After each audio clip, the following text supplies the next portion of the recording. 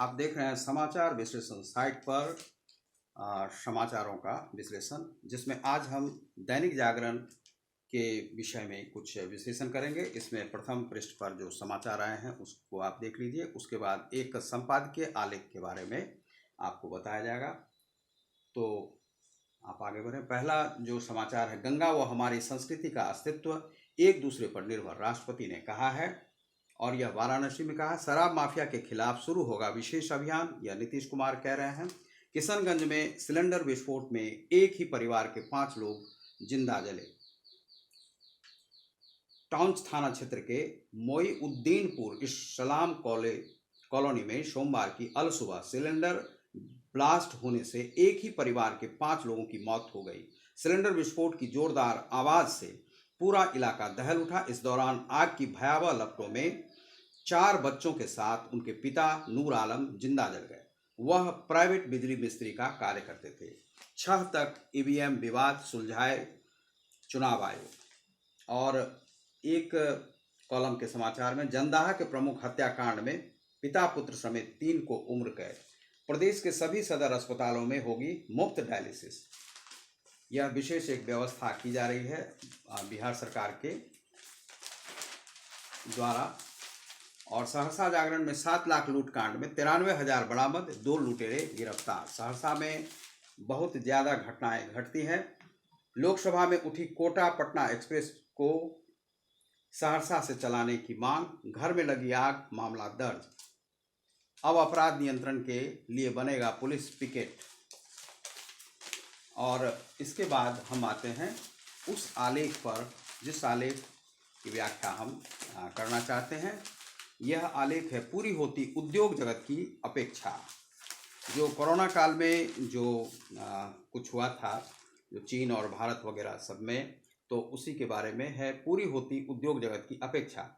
इस समय भारत के वैश्विक मैन्युफैक्चरिंग का नया हब बनने की संभावनाएं दिखाई देने लगी हैं। इसके 5 कारण हैं। एक, उत्पादन से संबद्ध प्रोत्साहन PLI योजना। 2, नई श्रम संहिताएं। 3, उद्योग कारोबार के नियमों का सरलीकरण।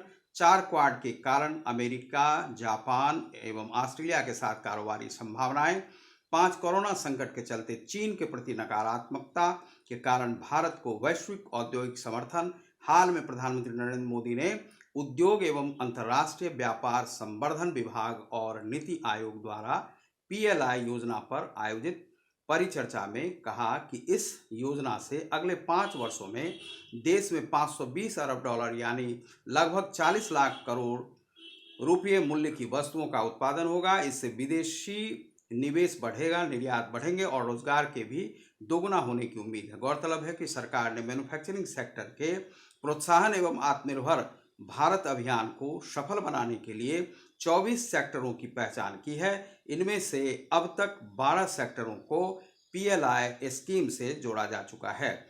पिछले वर्ष मार्च 2020 में सबसे पहले PLI स्कीम के तहत सरकार के द्वारा मोबाइल विनिर्माण और विशेषीकृत इलेक्ट्रॉनिक पुर्जे, फार्मा ड्रग्स एवं API एवं चिकित्सा उपकरणों जैसे क्षेत्रों के लिए 51,311 करोड़ रुपए के प्रोत्साहन दिए गए हैं। फिर 11 नवंबर को PLI योजना के तहत 10 और सेक्टरों के लिए 46 लाख करोड़ रुपए के इंसेंटिव दिए गए हैं। PLI योजना के तहत करीब 2 लाख करोड़ रुपए के प्रोत्साहन 5 साल के लिए सुनिश्चित किए गए हैं। केंद्र सरकार उद्योग कारोबार को गतिशील करने के लिए विभिन्न 44 श्रम कानूनों को 4 श्रम संहिताओं में तब्दील करने की महत्वाकांक्षी योजना को आकार देने में भी सफल रही है। तो इसमें यह बताया जा रहा है कि सरकार ने कुछ जो कानून को इस प्रकार से लचीला बनाया है कि जिससे कि उद्योग भारत में करना संभव हो सकता है। अभी अभी हाल में हमने सुना है कि एलोन मस्क भी भारत में आने जा रहे हैं। एलोन मस्क के आने से भारत में बहुत परिवर्तन आने जा रहा है। एलोन मस्क की जो कंपनियां कुछ चाइना में थी और वह चाइना में तो कार्य करती रहेगी, लेकिन एलोन मस्क का ध्यान विशेष रूप से भारतीय बाजार पर है। और भारतीय बाजार से यदि एलोन मस्क जुड़ जाते हैं तो वह जो जेफ बेजोस हैं, जो अमेज़न के मालिक हैं, उससे बहुत जल्दी ही वह आगे बढ़ जाएंगे। यहाँ पर कंपटीशन जो है सो रिलायंस से होगा, लेकिन रिलायंस को चिंता करने की आवश्यकता नहीं है। रिलायंस अपनी जगह पर स्थिर है और सही है, लेकिन भारत में भारत की वृद्धि के लिए और भारत के विकास के लिए यहाँ पर अनेक कानूनी तब्दीलियां करना आवश्यक है। जिस प्रकार से चीन अपने देश में जो लिबरलाइजेशन करता है बिजनेस को लेकर के, लेकिन लिबरलाइजेशन के बाद भी उसके नियम कठोर रहते हैं, वहाँ से पूंजी वह बाहर नहीं ले जा सकते हैं।